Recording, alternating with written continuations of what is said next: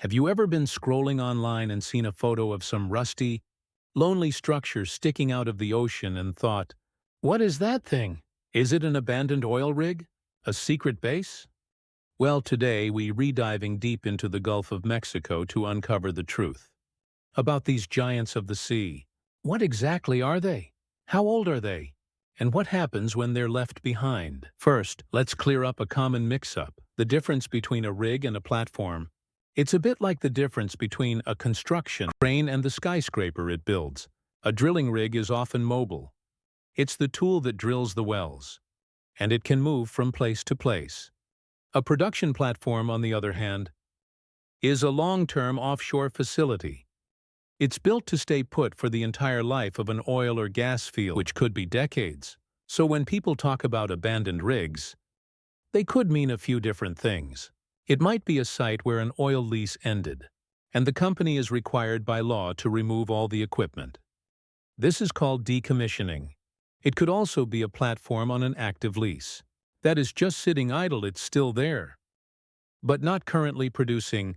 Then there's the worst-case scenario, an orphaned structure. This happens when the company that owned it goes bankrupt or simply disappears, leaving the government and taxpayers to figure out how to cover the massive cleanup costs. The Gulf of Mexico is home to an incredible variety of these offshore structures. The U.S. Bureau of Safety and Environmental Enforcement, or BSE, is the main offshore safety regulator, and they categorize these massive systems based on how they're built and how they operate. The classic one you probably picture is the fixed platform.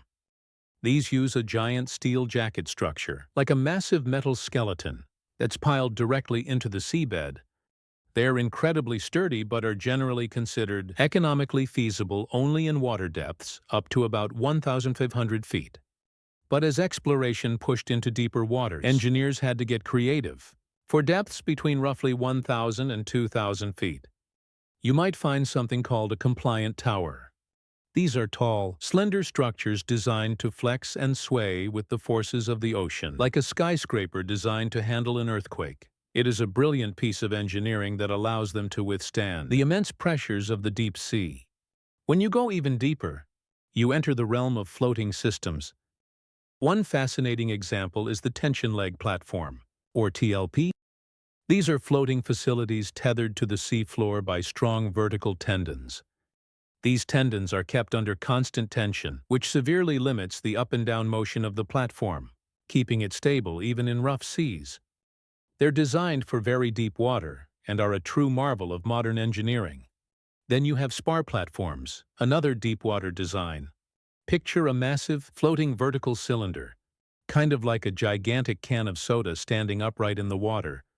It's moored to the seabed with a series of lines and anchors, providing a stable base for drilling and production in waters up to around 3,000 feet deep.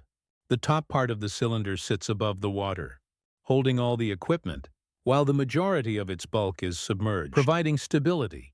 There are also large semi-submersible floating production systems. These look a bit like giant catamarans with a deck supported by massive floating columns.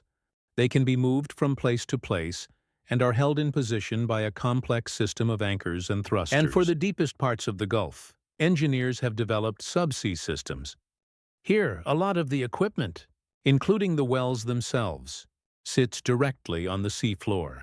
This underwater hardware is then connected back to a host facility, which could be a platform or even a ship miles away, through a network of risers and pipelines. It's like an underwater city, all operated remotely from the surface. One type of structure you won't currently find, approved for use in the Gulf, is the FPSO, storage and offloading vessel. These are essentially massive ships that can produce oil, store it in their hulls, and then offload it directly to a tanker.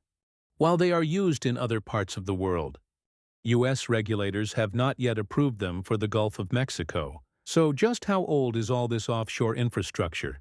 The modern offshore industry in the Gulf of Mexico really took off after World War II. In fact, by 1947, the very first well drilled completely out of sight of land was completed. It was a huge milestone that kicked off a new era of energy exploration. Over the following decades, the Gulf transformed into a massive industrial seascape. Thousands of platforms were installed, and tens of thousands of wells were drilled across its federal waters. This rapid expansion peaked in the late 20th century. If you look at the data, the number of active platforms in the Gulf hit its highest point around the year 2001, with over 4,000 of them in operation. Since then, the number has been on a slow but steady decline. Many older platforms in shallower waters have reached the end of their productive lives and have been decommissioned. Meanwhile, new development has shifted into the ultra-deep waters of the Gulf, using those advanced floating technologies we talked about. So while there are fewer platforms today than there were 20 years ago, the ones being built are larger, more complex, and operating in more challenging environments than ever before. The oldest platforms still standing out there are true relics of a bygone era. Some were installed way back in the 1950s and 60s. Imagine, these structures have weathered decades of hurricanes, corrosion from salt water, and the constant battering of waves. They are living monuments to the history of offshore engineering. But this aging infrastructure also presents a huge challenge. Every single one of these platforms will eventually need to be removed. Decommissioning is a complex and expensive process. It involves plugging the wells permanently, cleaning the equipment, and then physically cutting and removing the structure, either piece by piece or sometimes using explosives. And this is where things get really interesting. What happens to these steel giants once they're removed? Some are brought to shore and recycled as scrap metal. But for many of them, there's another option, the Rigs to Reefs program. Instead of completely removing the structure, the company can choose to tow the steel jacket to a designated reef site or, in some cases, just topple it in place. Over the years, these submerged structures have become incredible artificial reefs. The complex steel latticework provides a perfect habitat for corals, sponges, and all sorts of marine life to attach to. This in turn attracts schools of fish, turning these old industrial sites into vibrant, thriving ecosystems. Divers and fishermen in the Gulf absolutely love these artificial reefs. They are hotspots for biodiversity and some of the best places to see large schools of snapper, grouper, and other popular fish. It's a fascinating example of how industrial infrastructure can be repurposed for environmental benefit. It saves the energy companies money on full removal, and it creates valuable new marine habitats. However, the Rigs to Reefs program isn't a perfect solution for everything. Not all platforms are suitable, and there are still concerns about potential long-term pollution from leftover materials. And it doesn't solve the problem of orphaned wells, where no responsible party is left to foot the bill for any kind of cleanup at all. So the next time you see one of those lonely metal islands on the horizon, or in a photograph, you'll know it's more than just a rusty piece of metal. It's a piece of history, a marvel of engineering, and potentially a future home for an entire underwater ecosystem. It represents a complex story of energy, innovation, and the ongoing challenge of balancing our industrial needs with the health of our oceans. Thanks for joining me on this deep dive into the world of offshore platforms.